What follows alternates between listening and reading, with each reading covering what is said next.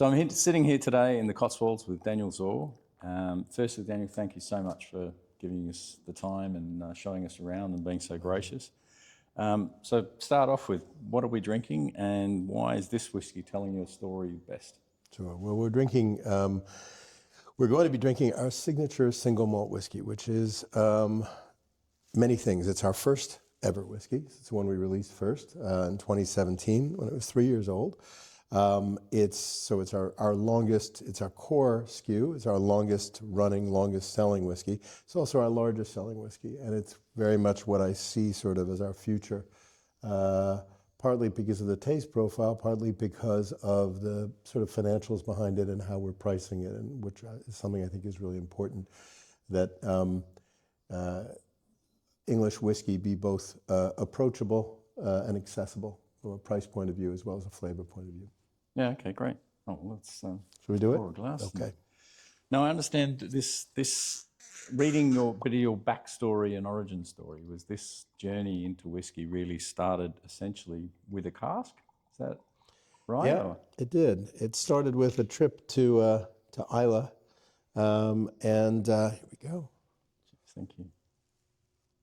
And a visit to recently reopened, a distillery called Bruichladdich, which is now a very well-known distillery, but which at the time, as a newly reopened distillery, was looking for ways to bring in some cash and was selling casks to private investors. And their director of production, Jim McEwen, industry legend, a fantastic salesman, basically sold me a barrel of whiskey within 10 minutes of my doing a tour with him. And that barrel of whiskey sort of changed my life in a way, because it sort of binds you to that distillery.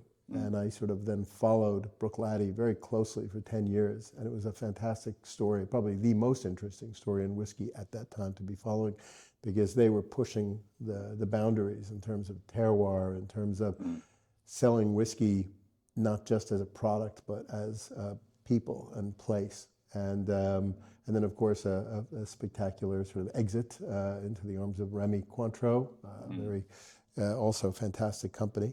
One of the things that they did by way of terroir was focusing on bringing barley farming to Islay, and it had long since sort of left Islay. Yeah.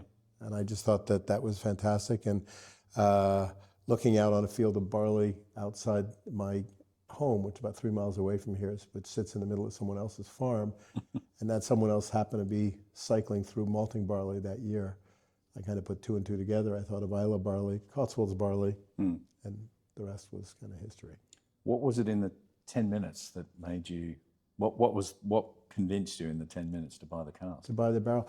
You'd have had to have met Jim. I mean, Jim, born and bred on Islay, and the romance of that place, which is huge as it is, was just concentrated in him. I mean, he just exuded it. And so very easy, especially if you're a frustrated kind of city guy in a loveless sort of 30-year derivatives-based career, to fall in love with really wonderful people in a beautiful part of the world selling a beautiful product that you happen to love. What's not to like? So yeah, he sold me in for the low price, and it was a very low price at the time, about 650 quid. He sold me a cask.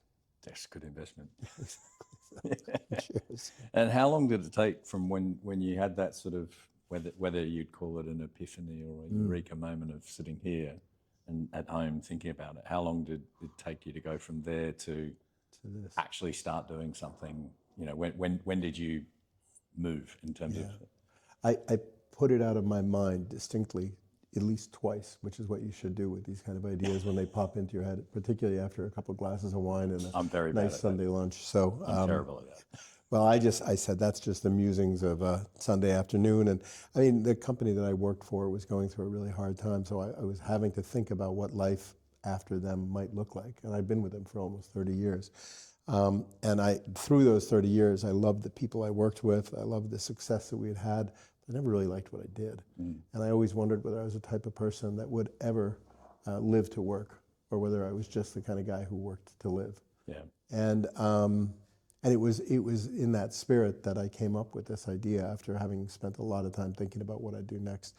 But I said, that's crazy. And I just put it away for 3 months. It kind of bubbled back up also after a few glasses at a Christmas party a couple months later. And I, again, put it out of my mind.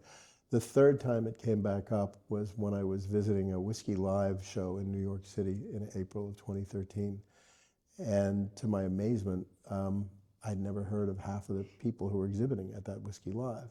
Yeah. They weren't from Scotland, they weren't from Ireland, they weren't even from Kentucky. They were from Oregon and New Mexico and California and Maine, and that wasn't here yet, craft distilling. So I suddenly thought, there's a lot of people who must have had this idea. And I started meeting a few of them.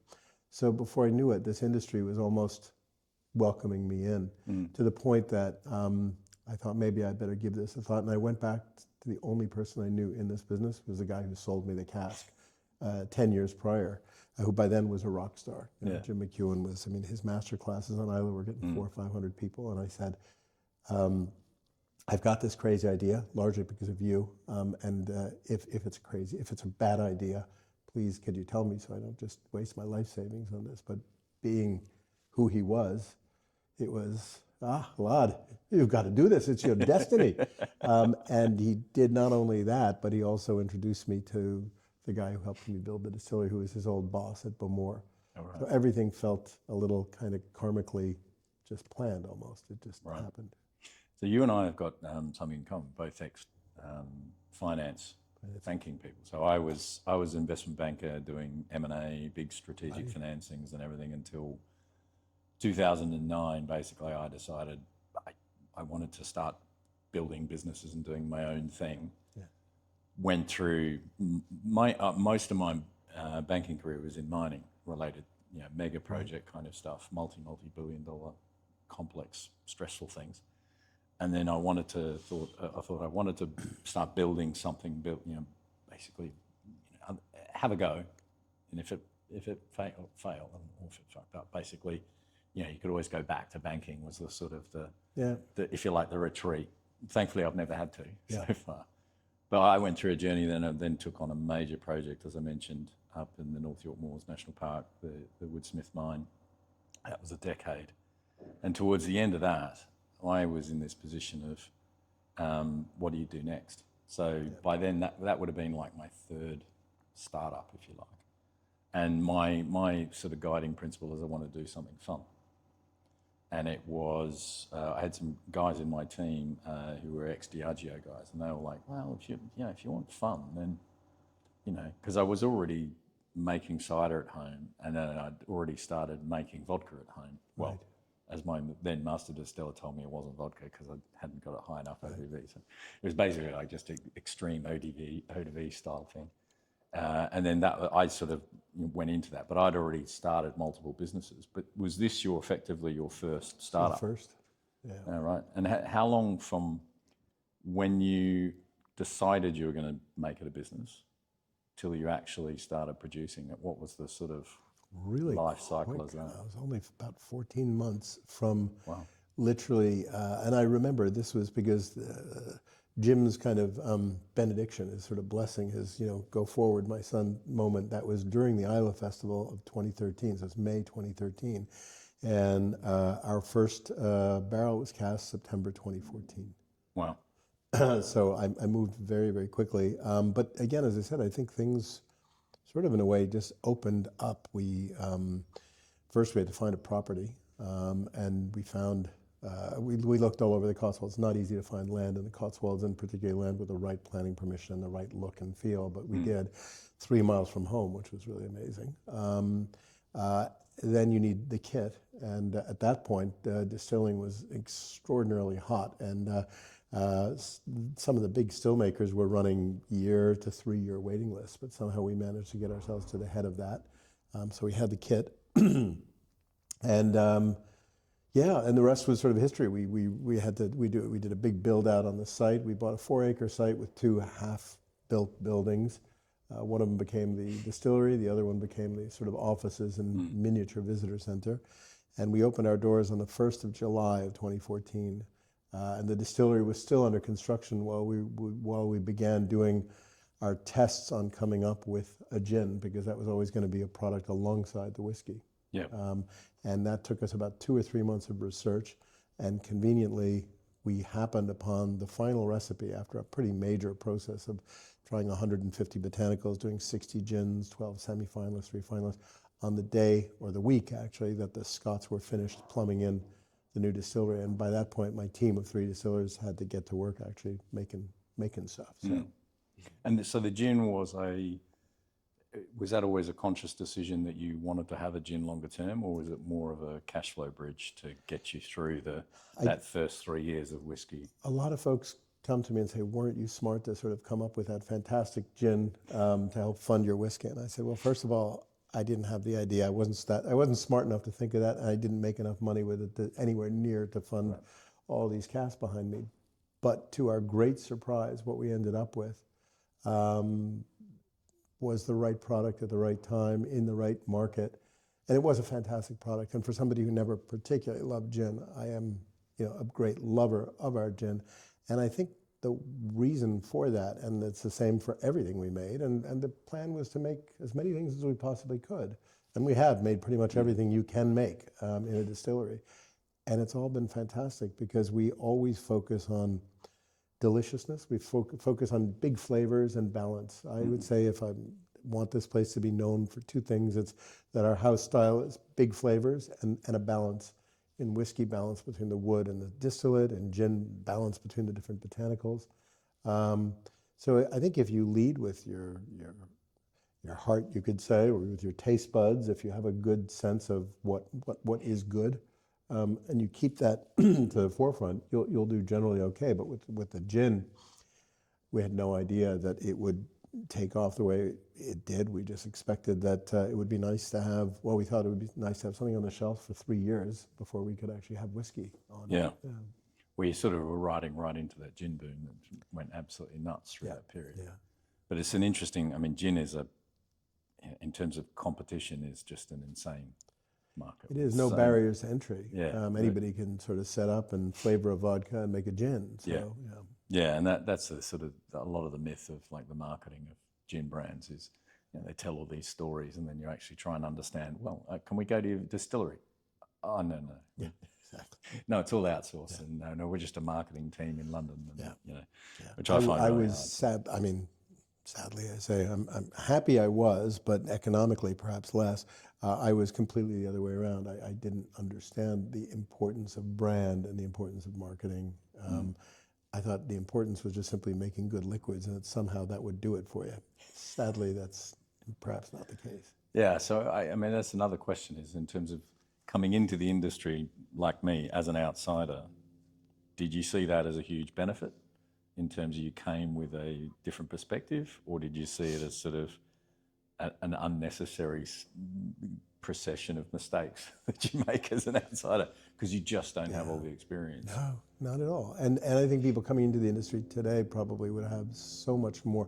The information is so much more widely available in terms, because people also can just look at what happened to that whole wave of people and what the learnings were from it.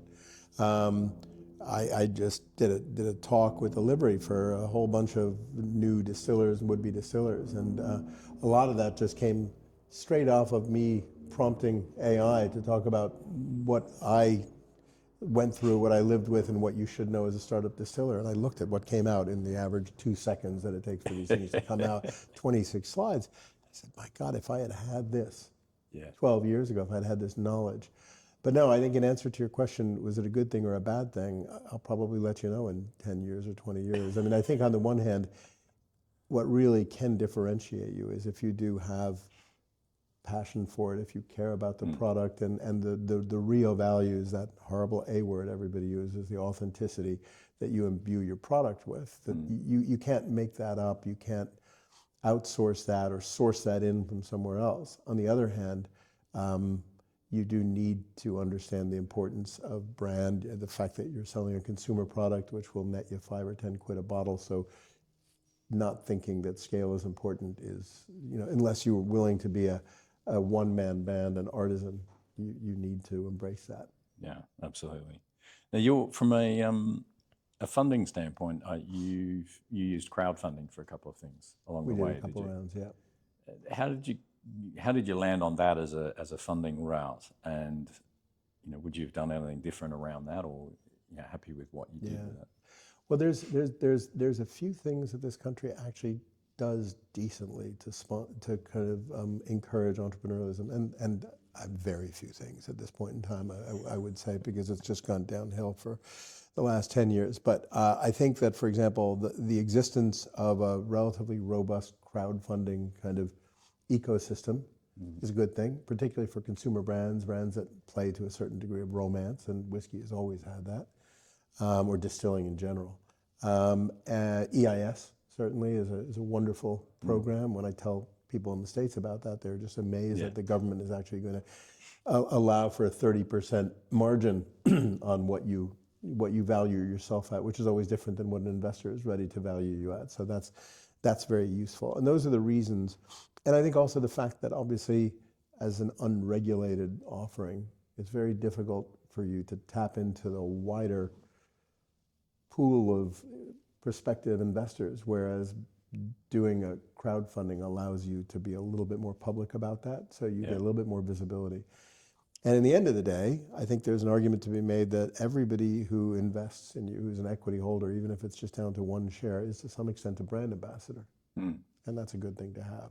Yeah, Have your tribe. I agree. I mean, obviously I don't know whether it's the bad example or the one that I really sort of raise my eyebrows at is obviously Brewdog and the amount of money they raised out of that program. Yeah.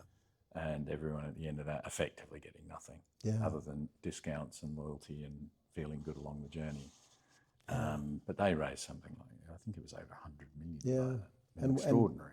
And, what do we feel if we take that apart? I mean, that's not what we're here to talk about today, I guess, but I do ask myself what went wrong there, and was that hubris? Was that misdirection? Was that overexpansion?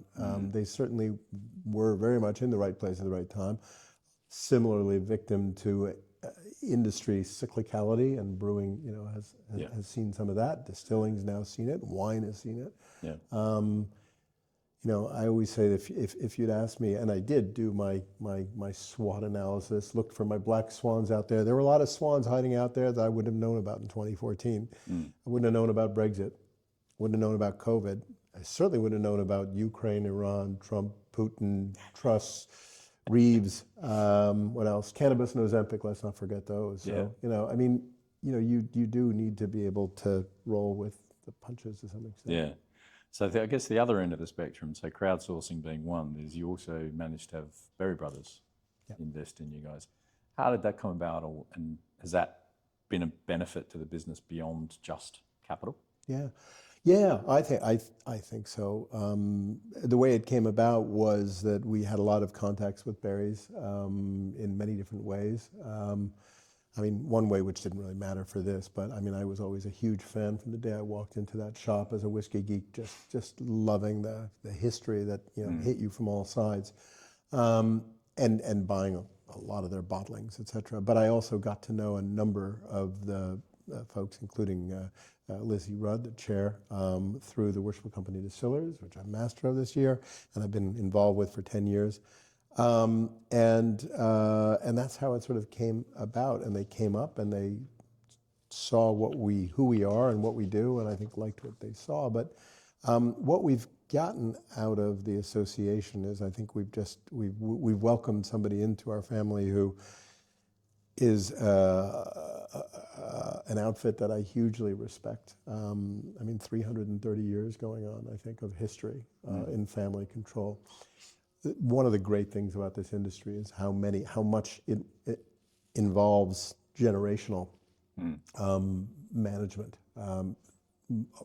Almost every great brand you can think of, and we're talking about William Grant, Brown-Forman, Bacardi, the list goes on, have this kind of family lineage, which is fantastic, and it's what you need when you're trying to build a brand for the ages, because you're talking generations.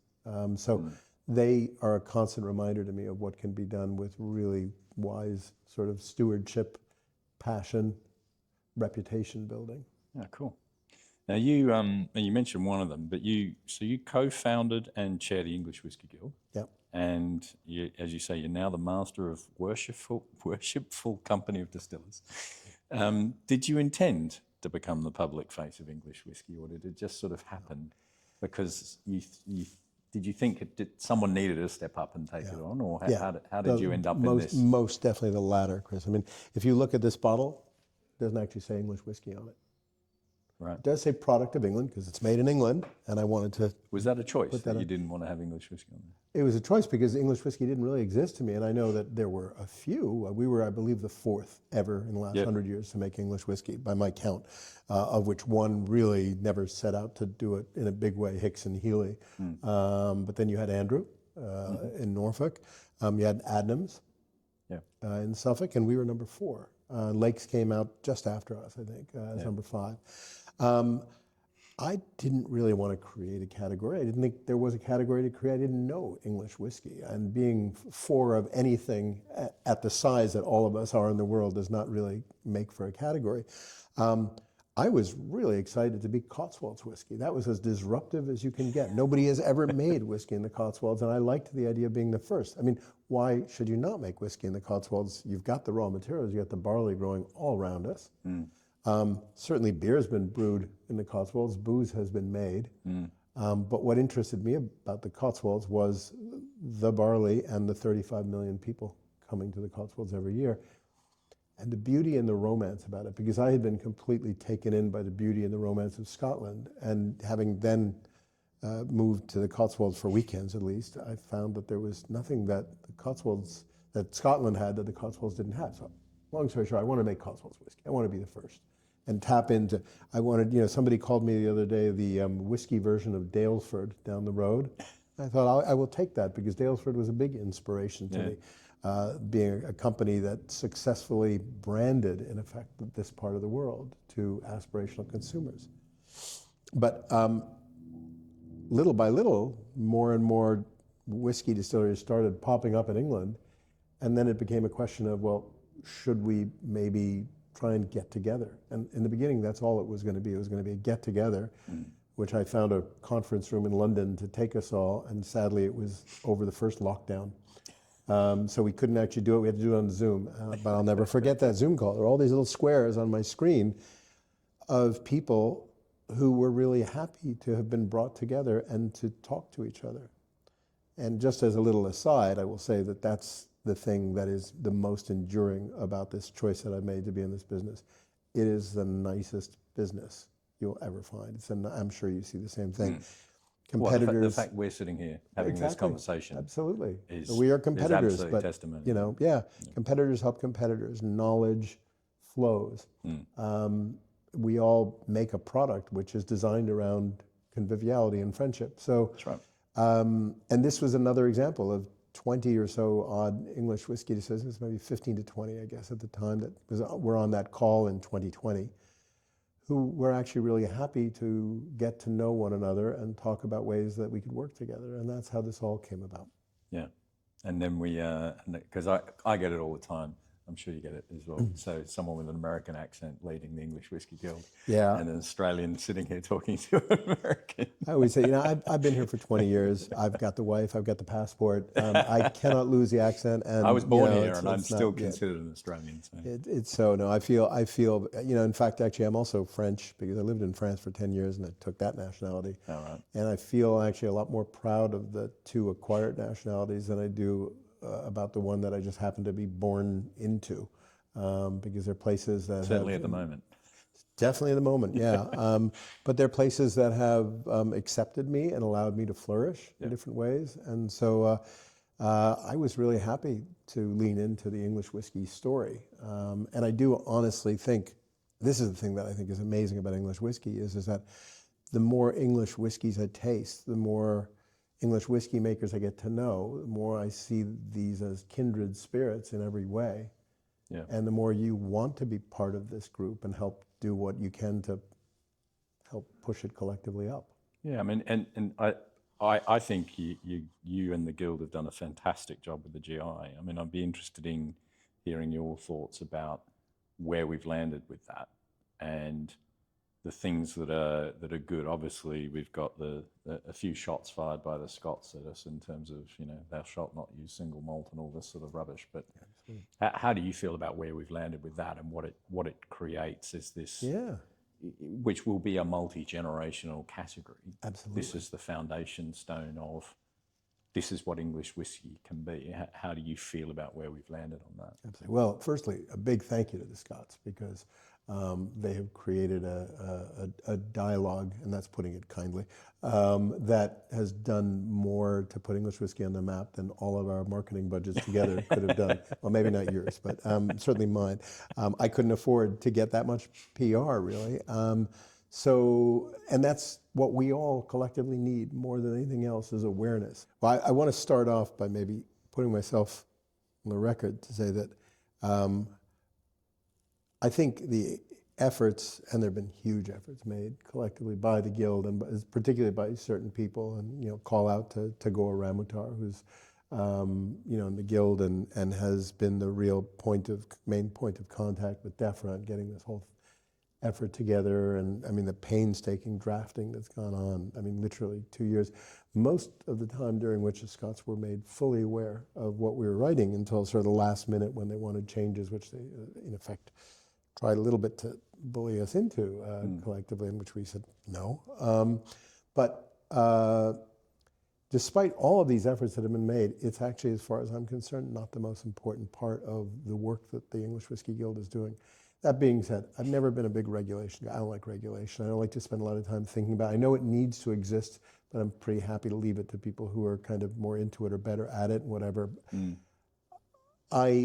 But what I'm trying to say by all this is that I'm saying it will be very nice. I think I don't want to rewrite the book on how you make a brand valuable, and GIs have played a role there.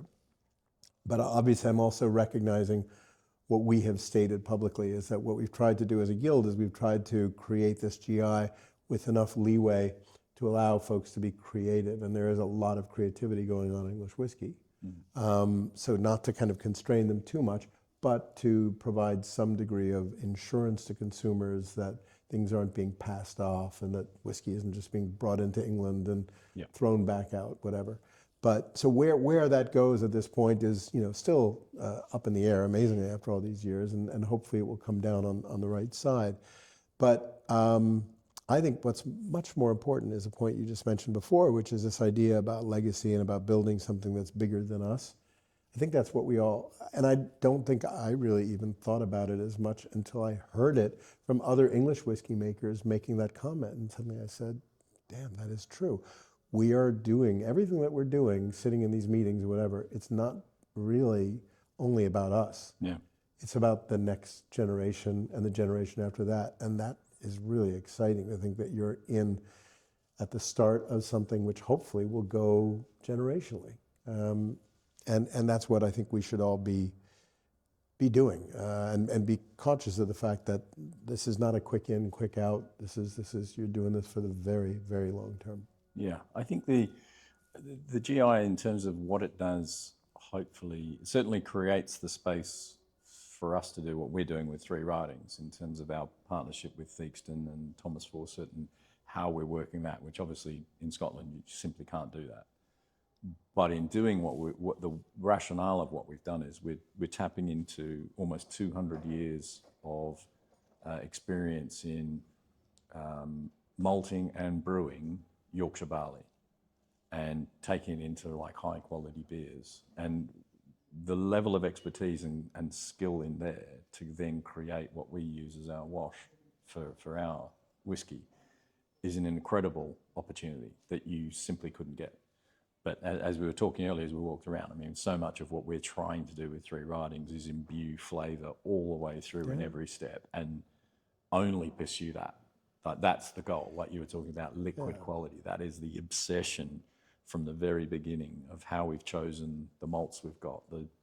We've self-restricted ourselves to Yorkshire barley as another step to sort of create more of a sort of provenance and terroir, if you like, around Yorkshire. But the end result of that, what the GI enables us to do, is get the absolute best of people and crafts and skills and makers in Yorkshire to come together to make what we're doing, which is, I think that's fantastic. And it's an interesting one in time of then in 40, 50 years' time, when people think of English whiskey, what do they think? I'm that generational thing. I think what's been set here as a foundation is incredibly valuable, and I think it's strike the right balance of restrictions but freedoms. Yeah. And those freedoms exist to pursue quality. Absolutely. That's perfect for me. And it should be basically that you are free to pursue great flavor any way that you see best to do that. Whether it's that you become a brewer or you work with a great brewer. The fact that in this little tiff that we have with our friends up north about what actually connotes what really single malt means, to me is absolutely crazy. Because basically to me, from the earliest days I first started getting into whiskey, single malt meant a level of quality that came from the fact that this was not blended from many different distilleries. It was all malt. It didn't have wheat or corn in it. And it came from one distillery by way of being distilled and made into whiskey at one distillery.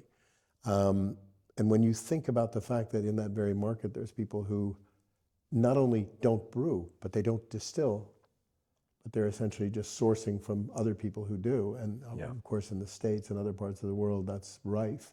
Yeah. And still benefit from that protection. I think it's just absolutely crazy. And I think it really all came to a head when I was going out. I was on a tour, and I still sometimes will take a distillery tour with my wife because we happen to be in Scotland. And I won't mention the distillery. It was a small one, very premium. And the tour guide told us that single malt meant that it only came from one single grain. And I thought, if these guys aren't getting it right, I mean, if you take 1,000 consumers and ask them what that means, single malt, you won't get the answer that the SWA is trying for. So I mean, I understand where they're coming at. They're a higher organization that have to bring the fight. They're paid to bring the fight, and in their own way, they're doing something that makes sense for them.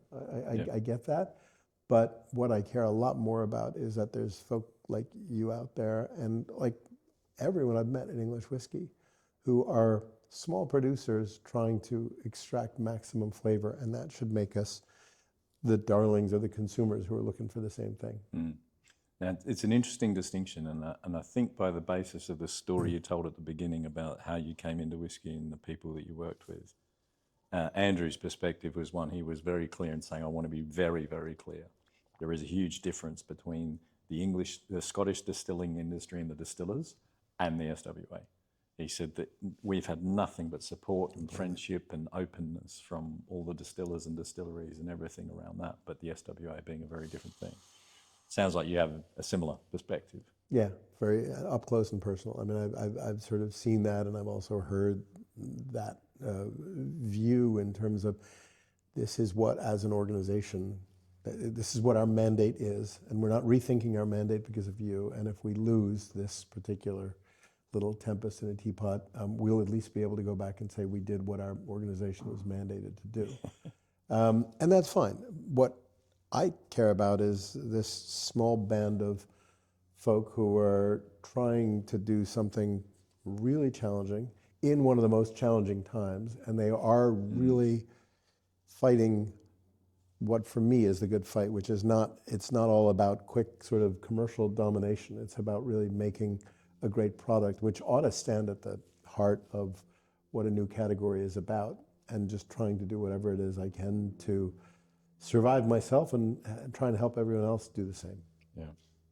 So going back in time a little bit. So your first release. So I'm interested in terms of, because you have such anticipation leading up to it, because you've got such a time to wait. Yeah. How did it feel when it finally happened compared to what you thought it would feel like? Complete and utter dream come true, and way over-indexed compared to any expectations I could have expected. And by that I mean what we ended up making, because when you start off, you have no idea whether you're even going to make a good whiskey or not. And we used to always have a little prayer as, please God, at least let me make a whiskey that I would actually want to drink completely in the privacy of my own home. And, I live a few miles away from here. I have a few hundred whiskeys sitting on the shelf. And what I love about Signature, here's my plug for it, I call it kitchen counter whiskey, because I got the few hundred whiskeys on the shelf in the sitting room, and I have one that's on the kitchen counter, and that's this bottle. And when I just am too tired at the end of the day to overthink it about what whiskey do I want, Yep. and you go out and you look at all these whiskeys, and each one of them has a story. You know the person, or you remember the story, whatever it was, or you just want something that's going to deliver you a lovely, satisfying experience with big, full lashings of flavor, and that's what this does. So that's why we are putting everything behind this, because we can do this, or we are trying to do this at a price which we feel corresponds to what's fair and reasonable to expect the consumer to pay for a bottle of whiskey. Not a collectible bottle of whiskey, but a consumable bottle of whiskey. So is that very much where your strategy is heading? Completely and utterly. And that, because you are in most of the supermarkets now, which is obviously quite distinct to a lot of others. Yeah, folks. and it ain't fun. Yeah. It's not. We're not doing this for our health. Yeah. We're doing this. I kind of feel to some extent like I am sort of a little bit doing the heavy lifting for the category a little bit in terms of getting word that there is English whiskey out there, and then the expectation when people find out is that they will try other things. That's okay, but I don't see a way in this country that you can choose not to deal with those places. If you're in a small category, you need scale. That's where you get scale. You can't really get it by going to the lovely little, boutiques and prestige cavistes sort of, maybe you can in other, even in a place like France, which is dominated, the spirits market, I think, is much more dominated by cavistes, bottle shops. It's not in this country. And even there where it is, you're still not going to get scale. Why do you need scale? Because we're trying to sell something that nobody's heard of before. And nobody's heard of English whiskey, and nobody's heard of Cotswolds. So we don't make a lot of money from the grocers. We have to balance that out with channels that have higher margins, and hope that at the end of the day we make enough margin to actually pay the bills. But that's why we're there, is to encourage trial, visibility. I always say, for a brand to succeed, you need to have mental availability and physical availability. Yep, no, absolutely true. So I'm building 3 writings from scratch, effectively, with a team, but essentially it's from me very much to deliver this thing to be reality, and it's something hugely passionate about, and everything you've said about the long term and those kind of things are just resonating. If you could go back to, I guess, 2012 or so, early days, what's one thing you would do fundamentally different then with all your hindsight that you now have? It's a really good question. I suppose if I look at where I am now, it's very easy to look at where I am now and what I've learned now, and then want to just go back and say, oh, if I could just have been that way in the beginning. But I couldn't, given my lack of experience and knowledge of this business, I couldn't have gotten to where I am now without having lived through everything that I did. For example, we made every kind of alcohol known to man. I mean, we made absinthe, we made grappa, we made lovely amaros, we made, you name it. I would love to continue doing that. I'm not wealthy enough to be able to run this just as a bit of a Dan's lab, open to the public kind of thing. And then even within whiskey, for example, we have developed a really big core range of whiskeys. Now, I would argue that those are useful because you need to have what they call your halo SKUs, your higher end SKUs, as well as your mainstream one. But I suppose if I had understood the challenges that I'm facing today, back in 2014 when we started, I would have, I guess, taken those on immediately rather than taken 12 years to get to where I am now. But where I am now is the importance of focus, the risk of distraction. My biggest worry, what I worry about every day these days, is distraction. And there are so many easy ways to get distracted. I mean, we've got a shop, we've got a cafe, we've got a visitor center, a cafe, a couple of shops. There's events that you can do. There's multiple countries. We're in 35 countries. How can you possibly, as a small organization, do all of those things and do them well and do them to the scale that you need to survive? Yeah. That's what I'm trying to sort of address these days. Yeah, the challenges of growth. So And the words might not be the right words. So you're clearly passionate about what you're doing. Whether or not it's crossed into obsession is another question. But I guess what's, like, as you sit today, what's the thing that gets you out of bed and makes you keep going? What's the real sort of, as you sit now with all the challenges you've got, what's the prime motivator for yourself in terms of how you get up and get back in the fight every day with all the work to be done? So there's three motivators. There's the brand. I love the brand. I want the brand to succeed. The brand becomes your kid. You know, you want the best for your kids. And if your kid gets in trouble, you want to help get him out of trouble. You want to help get him on the right path. You want him to do well. And so and this has been, you know, one of the things I love most is learning about other brands. You know, beautiful brands in our business, there's no shortage of. I mean, amazing stories behind them over generations. I just took the court of the Worshipful Company of Distillers on a 4-day trip to Lyon. We went up to Chartreuse, and I mean, amazing distillery high up in the Alps. You know, a bunch of monks, you know, silent monks who make this spirit. Who would have ever thought that could become a worldwide brand, and that bartenders in Texas would be looking for their liquid or whatever? But it took them 400 years. But these are great stories. Right now I'm reading the story of Lily Bollinger, who was the real heroine of Bollinger, who during World War II was with the resistance and was, you know, fighting, I mean, doing all sorts of things, always thinking about the brand up front. So number one, I'm thinking about our brand. I want Cotswolds to survive. I want it to be around far beyond me. The second thing I'm thinking about is our people. I want to make sure that they all work incredibly hard. They have passion, and I care about them. And the third thing I care about, and by no means the last, is our investors, our many investors who've bet on this, not because it was a clear financial, you know, touchdown, but because out of passion and out of belief. So I feel incredibly responsible to those three things, and they kind of, in a way, take over. Yeah. So what's the hardest part of building a whiskey that nobody sees? Basically what you just said, building a whiskey that nobody sees. Being able to, like, I know that between my passion and my sales skills and my belief and my love of it, I can, in this kind of a setting, I can get anybody to come on board and become a passionate advocate of this brand. But sadly, we're in a consumer business, and you're talking about having to do this with thousands, if not millions of people. And how do you convey that when the average consumer probably gives us about a second, 2 seconds, 3 seconds at a Waitrose? Three if you're good, and before they swipe. Well, I mean, or before they swipe, or before they just move on to dog food in Waitrose or in Tesco or whatever. So how do you catch their attention, really? Yeah. If someone watches this interview in 10 years from now, what do you hope they say about you and what you've built? I hope they say, thank God he kept at it. Perseverance, yeah. And resilience, yeah, absolutely.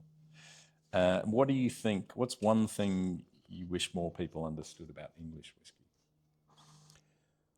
I wish they could understand what goes into it, the quality, the focus on flavor by comparison to anything that goes on. And I am not going to say by comparison to anything that goes on up north, because one of the things that I really don't like about English whiskey as a concept is it encourages this strange nationalistic thinking about a spirit. Why should something be, I mean, you can't see the line between England and Scotland from space, can you? There's a lot more that some of the really fantastic new young distilleries in Scotland have in common with us, and with us as a whole, English whiskey, than they do with their big neighbors. So it's not really about England versus Scotland. I think to some extent it is maybe about newer distillers versus older established distillers, smaller versus bigger. But I would basically love people to understand where English whiskey is concerned, or even with our friends up north who are doing startups, about the challenges, the difficulties, and the successes, despite all those things that go into it. And I think in that case, they would probably be much more likely, consumers, to stick with our brands and tell those stories, which is what has to happen for the brand to grow. Yeah, cool. So interesting releases. What have you got coming that you're really sort of proud or excited about? I mean, obviously you've talked about the signature and being, that's your, 90% focus or more, but you've got some other fun things coming. Yeah, well, as you described it, we walked around, Willy Wonka's got some fun stuff coming. Well, Willy Wonka's been tamed a little bit, and in that we now have, I think, a lovely range. We have basically, as I described it, we have about a 9 or maybe a 10 whiskey range.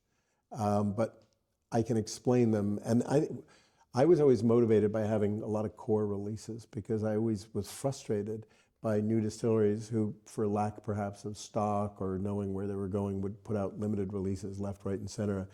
By the time they'd done the 10th or the 20th, you don't even know what they stand for, what they're about.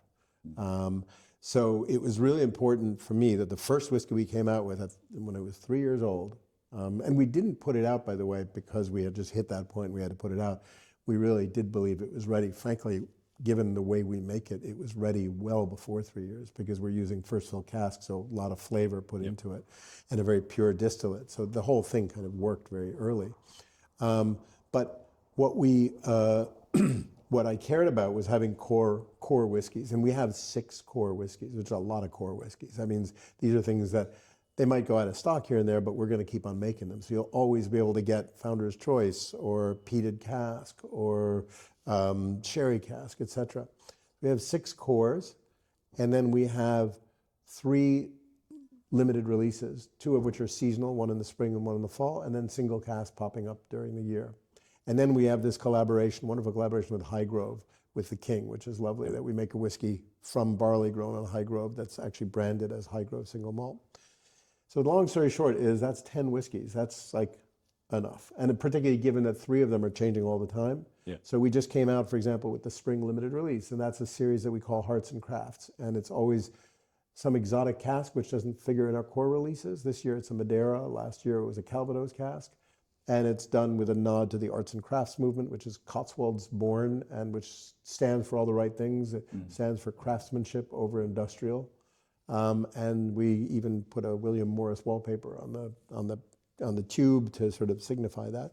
So we've just come out with this lovely Madeira cask, which I think about 8 years old or so. And is that Madeira all the way through, or is it? Yeah, all of these kind of funky casks that we use is full-term maturation. Okay. We just bung the new make right in there. We don't believe in finishing here if we can avoid it, which we have so far. And then the other thing I'm excited about is I just found one of the 2 big ingredients of our next limited release, which comes out in October, which is called Harvest. And the Harvest series is all based on the art of putting casks together, so blending amongst our own casks, and a theme for that blending, which is art. And so we pick a painting every year from a local artist, a landscape painting, Cotswolds during harvest time, because it's called the Harvest series. And I give that to our head distiller and say, I want you to make a whiskey that tastes like this painting. And she can use any of these casks. And we've just finalized the painting. Oh, wow. So that gives her the ability to now start blending the whiskey in time for the September release. Great. So one last question before we do the rapid fire round. So what's one piece of advice you'd give to someone thinking about building their own whiskey? Just one. Think about your brand before investing in your production. That's good advice. Right, now the last part. This is called the last drop. So this is... I need to fortify myself for this. That's fine. So they're just quick questions, and basically just to give us a nice little grab. So, favourite whiskey you didn't make? I always say the same thing. Millstone whiskey made by Patrick Zuidam in the Netherlands. Okay. One distillery you admire? Van Zuidam Distillery in the Netherlands. I'm very loyal to my best friends, but truly, the guy makes great juice and he runs a great distillery. Okay. Most underrated part of whiskey making?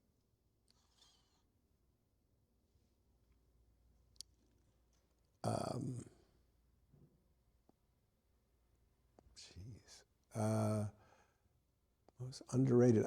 Everything you need to go through to get to the new make that you're looking for. Mm-hmm.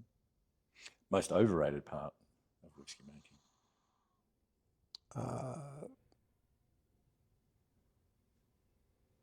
Perhaps sherry casks as a thing in our industry. Might answer the next question. Bourbon or sherry? In my case, sherry, because I do happen to love, I always say you got your beer tasting whiskey and your wine tasting whiskey. I typically like wine tasting whiskey. So that's not just sherry, that's wine casks, that's Madeira casks, etc. But yeah. Ice or no ice? No ice. Scottish or Irish? Depends on the day, but probably Scottish generally. Peat or no peat? No peat. And dream person to share a dram with? Alive or dead? Michael Jackson, not the gloved one, the other one, the whiskey critic. Yeah. Sadly, I had the honor of meeting him once, but he passed away just before we got into production, or maybe Jim Swan, really, actually. Okay. And your desert island bottle? I always say it's my founder's choice because it's called Founder's Choice, but also because it's 60 degrees. So if I could only take one bottle, it would go a lot further with my 60 degrees, and it's 100% STR, which is my favorite cask. So that's it. Great. All right. Thank you very much, Dad. Cheers.